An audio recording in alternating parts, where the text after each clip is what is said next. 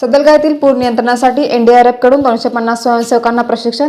दूधगंगा नदीला उद्भवणाऱ्या संभाव्य पूर परिस्थितीचा सामना करण्यासाठी सदलगा व परिसरातील नागरिकांना आपत्कालीन मदत मिळावी या उद्देशाने राष्ट्रीय आपदा मोचन बल एनडीआरएफच्या वतीने चिकोडी येथील जैन समुदाय भवनात समाज जागृती व आपत्कालीन प्रथमोपचार प्रशिक्षण कार्यक्रम घेण्यात आला।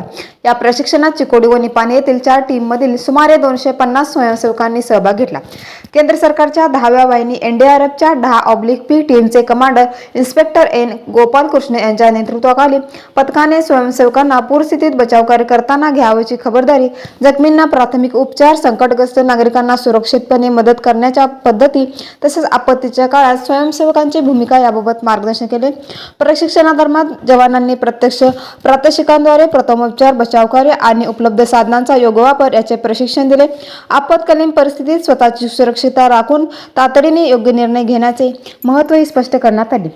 कार्यक्रमात चिकोडीचे PSI बसवगोंडा नेरली, श्री क्षेत्र धर्मस्थळचे प्रोजेक्ट ऑफिसर नामदेव MD व PSI राजकुमार कन्नूर उपस्थित होते। शौर्य प्रोग्राम व्हॉलंटियर्स ग्रुपचे project officer Kishore Kumar M यांच्या विनंतीवरून कार्यक्रमाचे आयोजन करण्यात आले। विशाल क्रांती वृत्तसेवा, सदलगा।